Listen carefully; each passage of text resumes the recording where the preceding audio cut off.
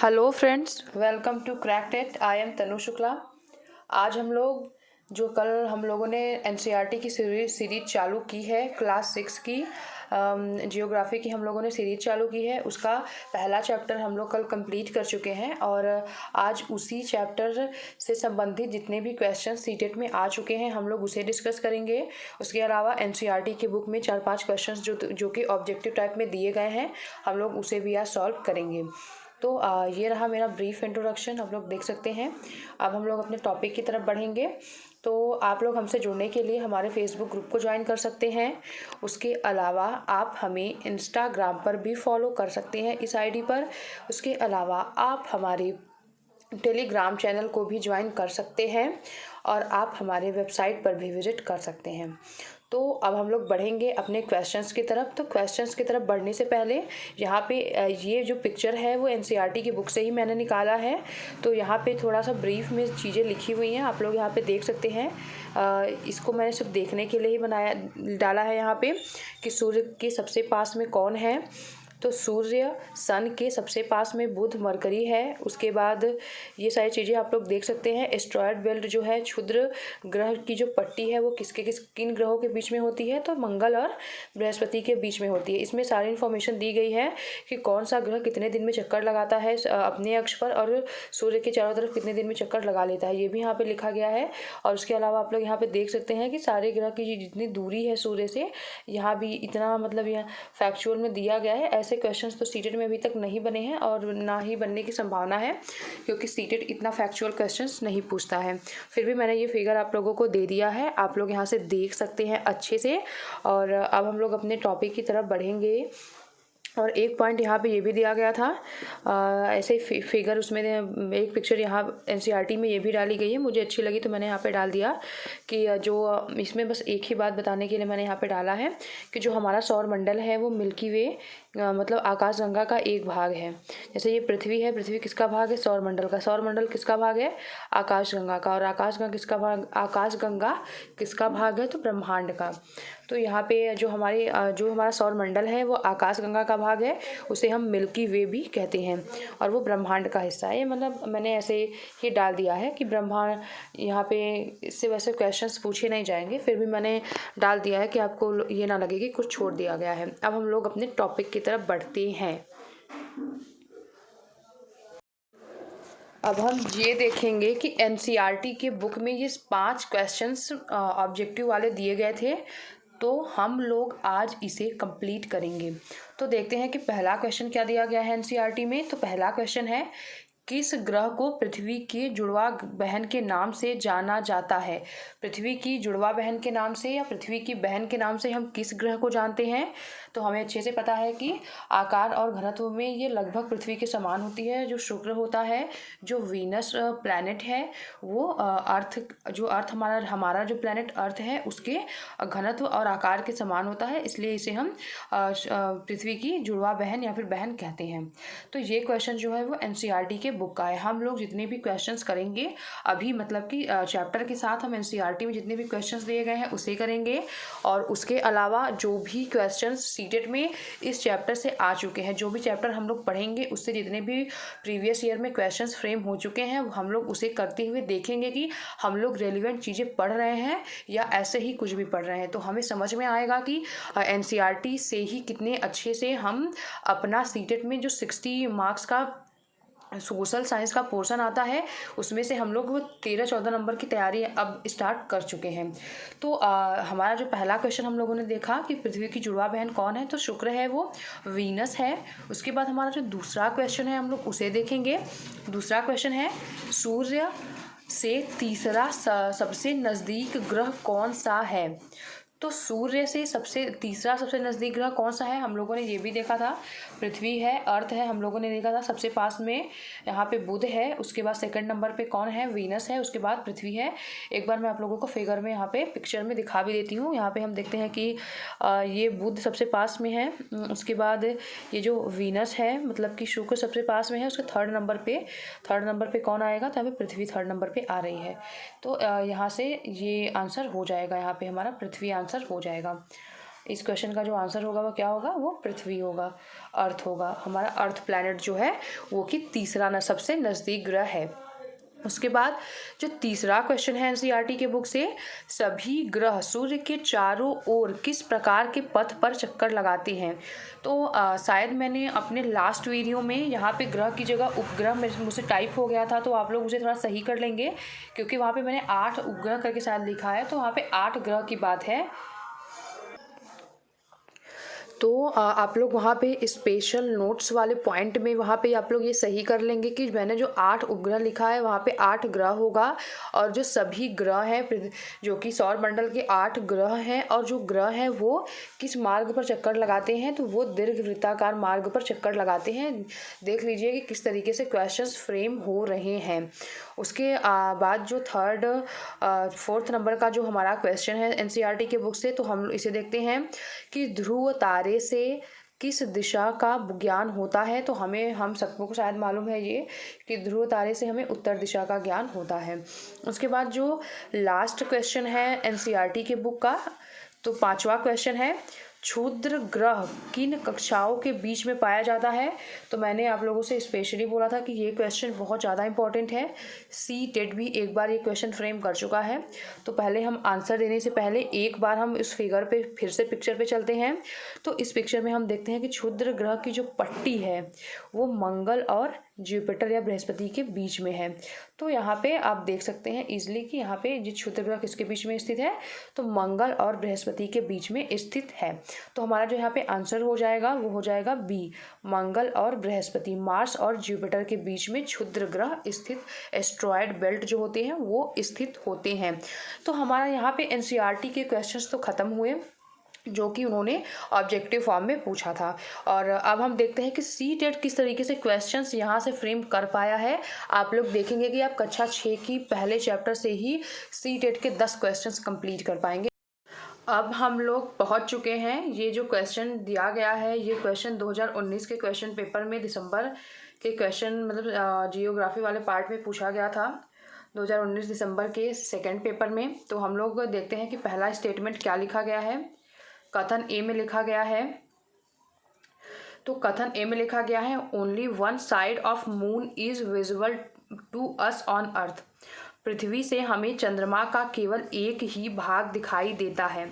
तो ये स्टेटमेंट बिल्कुल करेक्ट है। कैसे करेक्ट है, क्योंकि हम लोगों ने देखा था जब मून वाला पॉइंट आया था तो हमने वहाँ पे देखा था कि जो मून है, जो चंद्रमा है, वो पृथ्वी का एकमात्र उपग्रह है। और जो चंद्रमा मतलब मून वाले में हम लोगों ने स्पेशल पॉइंट भी देखा था, इसे मैंने पॉइंट आउट भी वहाँ पे किया था कि पृथ्वी से हमें चंद्रमा का सिर्फ और सिर्फ एक ही भाग दिखाई देता है। और जो स्टेटमेंट बी है, कथन बी है, वो क्या कह रहा है, the moon moves around the earth in about 27 days and takes exactly the same time to complete one spin। चंद्रमा पृथ्वी का एक चक्कर लगभग 27 दिनों में पूरा कर लेता है और लगभग इतने ही समय में वह अपने अक्ष पर एक चक्कर भी पूरा कर लेता है। तो ये भी हम लोगों ने पॉइंट चंद्रमा वाले मतलब पोर्शन में देखा था कि CTET में मतलब कि एनसीईआरटी की बुक में ये दिया भी गया है कि 27 दिन में जो चंद्रमा है वो अपने अक्ष पर भी घूमता है और 27 दिन में ही वो पृथ्वी के चारों तरफ भी घूम जाता है। तो अब ये दोनों ही स्टेटमेंट तो राइट हैं। ठीक है, अब हम लोग देखते हैं कि क्या आंसर हो सकता है। तो हमें आंसर सेलेक्ट करना है। ए और बी दोनों सही है और बी सही व्याख्या है ए की। तो सही बात है, क्योंकि बी सही व्याख्या कर रहा है। ए की क्यों सही व्याख्या कर रहा है, क्योंकि जब हम पृथ्वी से चंद्रमा का एक ही भाग देखते हैं तो क्यों देख पाते हैं, क्योंकि जो चंद्रमा है पृथ्वी का चक्कर भी 27 दिन में पूरा कर रही है और उतने ही समय में वो अपने अक्ष पर भी घूम रही है, इसलिए हम चंद्रमा का पृथ्वी से सिर्फ और सिर्फ एक भाग ही देख पाते हैं। तो both A and B are true and B is the correct explanation of A. तो यहाँ पे जो पहला आंसर हो जाएगा वो सही हो जाएगा। अब हम लोग दूसरे क्वेश्चन पर बढ़ेंगे। अब दूसरा क्वेश्चन हम लोग देख रहे हैं, ये भी CTET में ही पूछा गया क्वेश्चन है। The earth moves on its axis. पृथ्वी अपने अक्ष पर घूमती है। तो कैसे घूमती है, ये मैंने आप लोगों को पृथ्वी वाले अर्थ वाले पॉइंट में मैंने अच्छे से क्लियर कराया था कि पृथ्वी जो है वो पश्चिम से पूरब घूमती है, फ्रॉम वेस्ट टू ईस्ट, उत्तर से दक्षिण की तरफ घूमती है, फ्रॉम नॉर्थ टू साउथ, पूरब से पश्चिम की तरफ घूमती है। फ्रॉम ईस्ट टू वेस्ट, दक्षिण से उत्तर की तरफ घूमती है। From south to north. तो हम लोगों ने देखा था कि जितने भी ग्रह हैं टोटली जो है वो मैक्सिमम, मतलब टोटल नहीं कहेंगे, मतलब मैक्सिमम जो है वो पश्चिम से पूरब की तरफ घूमते हैं। फ्रॉम वेस्ट टू ईस्ट, और पृथ्वी भी जो है वो भी पश्चिम से पूरब की तरफ ही घूमती है। लेकिन जो पूरब से पश्चिम की तरफ है, 2 ग्रह हैं ऐसे हैं जो कि पूरब से पश्चिम की तरफ घूमते हैं। तो जो मैंने आप लोगों को कल पढ़ाया था, एक क्वेश्चन ये भी है, आप लोग उसे कमेंट बॉक्स में बताएंगे कि कौन से ऐसे 2 ग्रह हैं जो कि पूरब से पश्चिम की तरफ घूमते हैं। और पृथ्वी की रही बात, तो पृथ्वी जो है ये सीटेड का क्वेश्चन बना हुआ है कि पृथ्वी अपने अक्ष पर कैसे घूमती है, तो वेस्ट से ईस्ट की तरफ घूमती है। यहाँ वेस्ट हो गया तो यहाँ पे ईस्ट हो गया, तो इस डायरेक्शन में पृथ्वी घूमती है। ठीक है, अब हम लोग नेक्स्ट क्वेश्चन पे चलेंगे। एक जो थर्ड क्वेश्चन है, ये भी सीटेट के एग्जाम में पूछा गया क्वेश्चन है। Big bear is an example of. Big bear एक उदाहरण है। बिग बियर किसका एग्जाम्पल है? मैंने आप लोगों को ये स्पेशल नोट्स में लिखवाया था कि ऐसे भी क्वेश्चन डायरेक्टली फ्रेम होंगे। तो ये आकाशगंगा का एग्जाम्पल है, नक्षत्र मंडल का, कॉन्स्टिलेशन का है, मिल्की वे का है, तारा का है, स्टार का है, गैलेक्सी का है।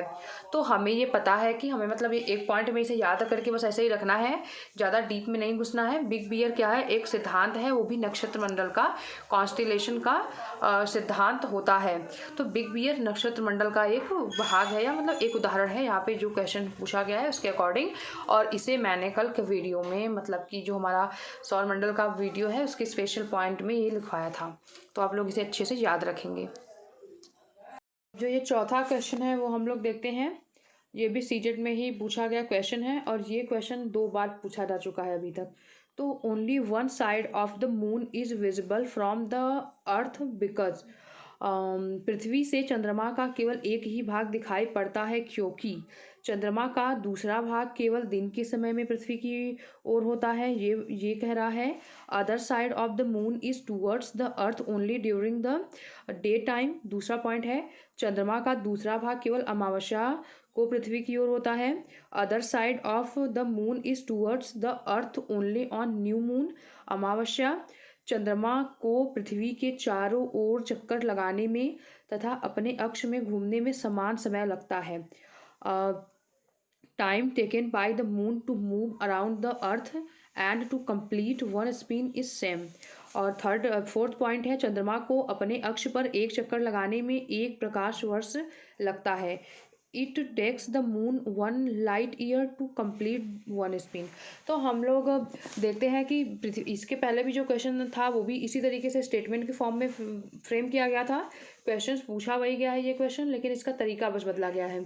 तो पृथ्वी से चंद्रमा का केवल एक ही भाग क्यों दिखाई देता है? क्योंकि चंद्रमा को पृथ्वी के चारों ओर चक्कर लगाने में 27 दिन लगता है, और उसे अपने अक्ष में भी घूमने में 27 दिन ही लगता है। तो दोनों में सेम समय लगता है, इसलिए हमें पृथ्वी से चंद्रमा का केवल एक ही भाग दिखाई देता है। अब हम देख सकते हैं कि ये जो क्वेश्चन है 2012 या 2012 का क्वेश्चन है, और 2019 में भी यही क्वेश्चन को बदल के पूछ लिया गया। तो हमारे फैक्ट तो सेम ही रहेंगे, क्वेश्चन का तरीका हर बार बदलेगा और उसे हमें पकड़ना होगा। तो जो इसका आंसर होगा वो थर्ड आंसर हो जाएगा। और हम लोग अब आगे बढ़ेंगे, नेक्स्ट क्वेश्चन पे चलेंगे। अगला क्वेश्चन है, वो भी सीटेट में आया हुआ क्वेश्चन है। Why is the earth described as a geoid? Choose the correct answer from the following. पृथ्वी को भू आब के रूप में क्यों वर्णित किया गया? निम्नलिखित में से सही विकल्प चुनिए। तो हम लोगों ने कल देखा था कि जो पृथ्वी का जो शेप है वो भू आब या जियोड की शेप का होता है। तो उसे क्यों हम कहते हैं, इसे मैंने आप लोगों को कल बताया था। तो earth is slightly flattened at the poles. पृथ्वी ध्रुवों के पास थोड़ी सी चपटी है, पहला पॉइंट हो गया। दूसरा पॉइंट है, earth is neither too hot not too cold. दूसरा पॉइंट हो गया, पृथ्वी न तो अधिक गर्म है और ना ही अधिक ठंडी है। तीसरा पॉइंट कह रहा है, 2/3 of earth surface are covered with water. पृथ्वी की 2/3 सतह जल से ढकी हुई है। तीसरा पॉइंट। चौथा पॉइंट है favourable conditions are available on earth to support life. जीवन के लिए अनुकूल परिस्थितियाँ केवल पृथ्वी पर ही पाई जाती हैं। तो हमें सिर्फ ये बताना है कि पृथ्वी का जो शेप है वो जियोड के रूप में क्यों वर्णित किया गया। तो जिसका जो आंसर होगा वो पहला हो जाएगा, earth is slightly flattened at the poles. पृथ्वी जो है ध्रुवों के पास थोड़ी सी चपटी है, तो इसीलिए पृथ्वी को जियोड या फिर भूभाग के रूप में वर्णित किया गया है। और सारे ऑप्शन कट जाते हैं, उसका कोई मतलब नहीं है। तो ये हम लोगों ने देखा कि ये क्वेश्चन भी क्लास 6 के एनसीईआरटी के बुक से ही आया है। तो अब अगले क्वेश्चन पे चलेंगे। Bodies that don't have their own heat and light but are lit by the light of the stars are known as। पिंड जिसमें अपनी ऊष्मा व प्रकाश नहीं हो लेकिन वे तारों की रोशनी से चमकते हैं, उन्हें क्या कहा जाता है। तो पहले हम देखते हैं कि ऐसे पिंड, ऐसे बॉडीज जिसमें अपना ऊष्मा और प्रकाश नहीं होता, हीट और लाइट नहीं होता, वो स्टार्स की लाइट से चमकते हैं, तो उन्हें हम क्या कहते हैं। तो स्टार्स की लाइट से चमकेंगे तो स्टार तो होंगे नहीं वो, क्योंकि जो सन है वो भी एक स्टार है, तो ये तो ऑप्शन गया। तो कॉन्स्टलेशन भी नहीं होगा, तारामंडल भी नहीं होगा। उसके बाद जो थर्ड ऑप्शन है वो प्लैनेट है, ग्रह है।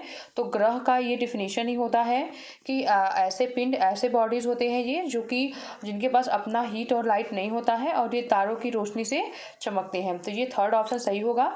और खगोलीय पिंड या सेलेस्टियल बॉडीज भी आंसर नहीं होगा। तो यहाँ पे हमारा जो ऑप्शन होगा, आंसर होगा, राइट आंसर वो थर्ड होगा, प्लैनेट होगा। अब हम लोग दूसरे क्वेश्चन पे बढ़ेंगे। अब ये जो अगला क्वेश्चन है वो भी सीटेट एग्जाम में पूछा गया क्वेश्चन है। और ये क्वेश्चन क्या कह रहा है, which of the following combinations of planet is known as gaseous planet. निम्नलिखित में से ग्रहों का कौन सा संयोजन गैसीय ग्रह कहलाता है, गैसियस प्लैनेट कहलाता है। तो हम लोगों ने क्या देखा था, हम लोग एक बार फिर से उस कॉन्सेप्ट को रिवाइज करते हैं। हम लोगों ने कॉन्सेप्ट में देखा था एक आउटर प्लैनेट होता है और एक इनर प्लैनेट होता है। तो हम लोग एक फिगर में, एक पिक्चर में जाके उसे जल्दी से देख लेते हैं कि वो कैसे इसको दिखाया था मैंने। तो जो जो इनर प्लैनेट होते हैं वो चट्टानों से बने होते हैं। हम लोगों ने ये भी देखा था, यहाँ पे लिखा भी गया है कि जो इनर प्लैनेट है वो चट्टानों से बने होते हैं और जो आउटर प्लैनेट था वो तरल पदार्थ और गैसों से बने होते हैं। ये मैंने वहाँ पे अपने कॉन्सेप्ट में ये इसको दिखाया भी था जब हम लोगों ने इसका चैप्टर कंप्लीट किया था। तो जो आउटर प्लैनेट होते हैं उसमें 4 आते थे, एक जुपिटर हो गया, बृहस्पति, एक शनि हो गया, सैटर्न, एक यूरेनस हो गया, वरुण, एक नेपच्यून हो गया। यूरेनस मतलब कि अरुण और नेपच्यून मतलब कि वरुण। तो ये चारों जो होते हैं वो गैसियस प्लैनेट भी कहे जाते हैं। तो इसलिए मैंने ये क्वेश्चन यहाँ पे रखा कि ये काफ़ी अच्छा क्वेश्चन था। तो इसी कॉन्सेप्ट से रिलेट करके हमें आंसर देना था कि गैसियस प्लैनेट हम किसे कहते हैं, कि जो आउटर प्लैनेट होते हैं उसे हम गैसियस प्लैनेट कहते हैं और ये इनका साइज भी बड़ा होता है। तो इसमें वो कौन सा समूह है हम देखते हैं। तो यहाँ पे शुक्र तो नहीं आता, ये गलत। वीनस नहीं आता, ये तो गलत हो गया। और मार्स भी इसमें नहीं आता, तो ये भी गलत हो गया इसमें। और यहाँ पे वीनस भी है, वो भी गलत हो गया। यहाँ पे जो हमारा सही ऑप्शन होगा वो ये थर्ड वाला होगा। यहाँ पे जुपिटर हो गया, सैटर्न हो गया, यूरेनस हो गया, नेपच्यून हो गया। तो मैंने आपसे कहा था कि टेक्निकल टर्म्स को आप इंग्लिश में भी याद रखेंगे, तो ऐसे ही यहाँ पे अरुण वरुण ना देके यूरेनस और नेपच्यून दिया गया है, तो अब इसे भी ऐसे ही याद रखें। तो जो हमारा सही आंसर हो जाएगा वो थर्ड हो जाएगा। गैसियस प्लैनेट जो होते हैं वही आउटर प्लैनेट भी कहे जाते हैं।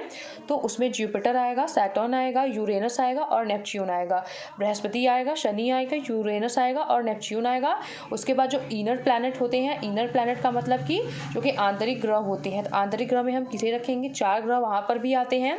वहाँ पे कौन कौन से 4 ग्रह आते हैं, तो एक तो हम अगर बुध से स्टार्ट करें, मरकरी हो गया, बुध, शुक्र मतलब कि वेनस, उसके बाद मार्स, मंगल, उसके बाद अर्थ जो होगा, हमारी जो अर्थ पृथ्वी है वो भी इनर प्लैनेट में ही आती है। तो हमारा ये ऑप्शन क्लियर हुआ और ये क्वेश्चंस भी हम समझ पा रहे हैं कि कैसे क्वेश्चन सीटेट हमसे पूछ रहा है। तो अब हम लोग नेक्स्ट क्वेश्चन। अब जो ये अगला क्वेश्चन है उसमें लिखा गया है, which of the following groups of planets has rings around it. ग्रहों के निम्नलिखित समूहों में से किस समूह के चारों ओर छल्ले हैं। तो चारों ओर छल्ले की बात की गई है, मैंने स्पेशल पॉइंट में भी इसे बताया था। उसके बाद इसके अलावा जो हम लोगों ने सारे प्लैनेट के बारे में कुछ पॉइंट्स पढ़े थे उसमें भी मैंने बताया था। तो अगर आप लोगों को याद होगा तो आप इजीली ये क्वेश्चन सॉल्व कर पा रहे होंगे कि शनि के पास तो होता है, सैटर्न के पास तो होता है, लेकिन शुक्र और मंगल के पास नहीं होता। तो पहला ऑप्शन तो नहीं होगा। दूसरा ऑप्शन हो गया शनि हो गया, बृहस्पति हो गया और यूरेनस हो गया। यूरेनस हो गया मतलब सैटर्न हो गया, जुपिटर हो गया और यूरेनस हो गया।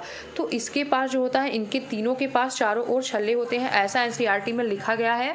और इस पॉइंट को मैंने स्पेशल नोट्स में लास्ट में लिखवाया भी था। तो इसका जो आंसर होगा वो बी हो जाएगा। इन तीनों ग्रहों के पास चारों ओर छल्ले होते हैं। इसमें बहुत समझने वाली कोई बात है नहीं, इसे हमें एक लाइन में याद रख करके ही रखना होगा। तो इसका जो आंसर होगा वो बी हो जाएगा। अब अगले क्वेश्चन की तरफ हम लोग चलते हैं। क्वेश्चन खत्म हो गए आज के। तो सीटेट में इस चैप्टर से इतने क्वेश्चंस बने थे और आप लोग देख सकते हैं कि किस तरीके से सीटेट क्वेश्चन फ्रेम कर रहा है और कितने इजीली हम क्लास 6 के चैप्टर 1 को ही पढ़ के कितने अच्छे से आंसर दे पा रहे हैं। तो आप लोग ये समझ गए होंगे कि हमें बहुत सारा नहीं पढ़ना है, हमें जो पढ़ना है हमें एनसीईआरटी से पढ़ना है, उसके क्वेश्चन सॉल्व करने हैं। और अगर मैं ये चैप्टर करा रही हूँ तो आपको एनसीईआरटी की भी कोई बुक पढ़ने की ज़रूरत नहीं है। मैं इस एनसीईआरटी के सारे पॉइंट्स अपने नोट्स में मतलब अपने वीडियोस में कंप्लीट कराऊंगी, आप लोग वहाँ से इजीली कर सकते हैं। तो अगर आप लोगों को मेरे इस चैनल के कंटेंट पसंद आ रहे हों तो आप मेरे वीडियोस को लाइक करें, शेयर करें और मेरे चैनल को सब्सक्राइब करें और बेल आइकन को भी प्रेस करें ताकि आप लोगों को नोटिफिकेशंस मिलती रहें। जो हम लोगों सारे कोर्स को कंप्लीट कराएंगे। सीटेट 2020 को जो लोग टारगेट कर रहे हैं वो लोग हमारे वीडियोस को ज़रूर देखें क्योंकि उन लोगों के लिए काफ़ी बेनिफिशियल हो सकता है। Thanks for watching.